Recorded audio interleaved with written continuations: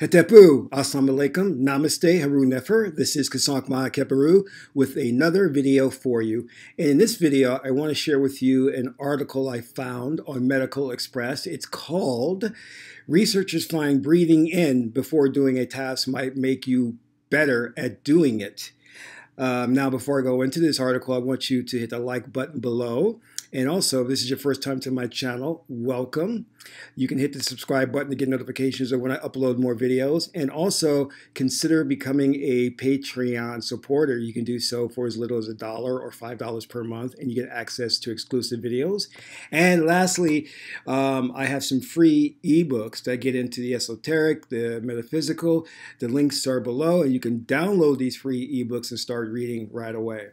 So let's get into this article, which is Researchers Find Breathing In Before Doing a Task Might Make You Better at Doing It. So as you know, I'm very much into super learning, accelerated learning, and neurotropics, which are supplements to help improve your cognitive faculties. And so articles like this, I really love to get into. So let's just go right into it.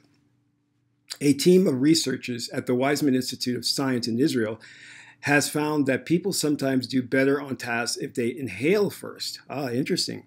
In their papers published in the journal Nature Human Behavior, the group describes experiments they carried out with volunteers and what they found. All right. Sports fans have grown used to seeing athletes take a big breath before they execute a task such as serving a tennis ball or carrying out a play on the gridiron. Others have likely done the same before embarking on a task themselves, such as taking a final exam. It is an activity that has come to be associated with diving into a difficult task. In this new effort, the researchers have found that inhaling before carrying out certain tasks can actually help people do better on them. In their experiments, volunteers looked at shapes on a computer screen, determined if such a shape could truly exist in the real world. Each participant was monitored by a device that could detect nasal air passage, inhaling or exhaling. Subjects pressed a button to start each round of image viewing. Comparing data from the nasal detectors to the scores received by the volunteers, the researchers found that those volunteers who inhaled before carrying out their task scored on average 73% correct. Those who exhaled instead scored on average just 68%.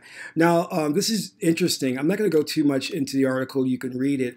But there are a number of things that you can do to improve your performance, whether it be taking a test or racing or doing any type of task. And of course, with this research, what they're indicating is inhaling can make a significant improvement.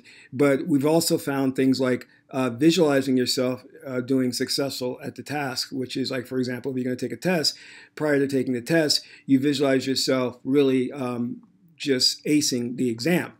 Another thing that they found, but they also have conflicting data on this, which is drinking caffeine before you take the test.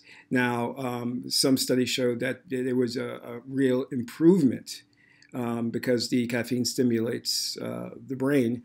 Others showed that it was there was no significant improvement. So it could be related to your particular body chemistry.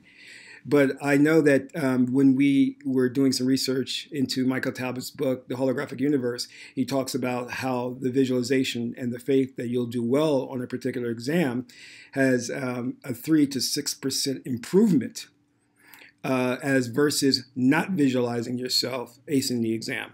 So this is something to think about.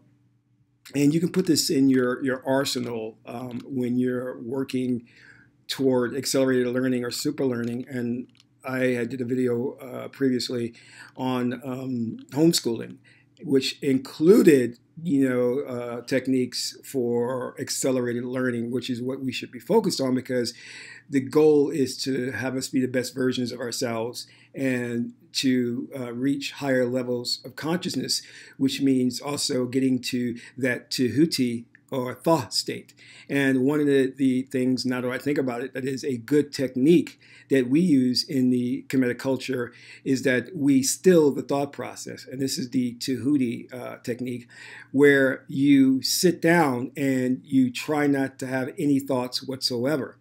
Now, when you are absent of thoughts, because thoughts are sebek, left brain, when you don't have any thoughts that are coming into your sphere of awareness, what happens then is that you access the intuitive faculties that you have. You access Tahuti, or one could say the Akashic records, and you gain wisdom and knowledge. And many of us have experienced this where we're really focused on a problem and trying to come up with a solution.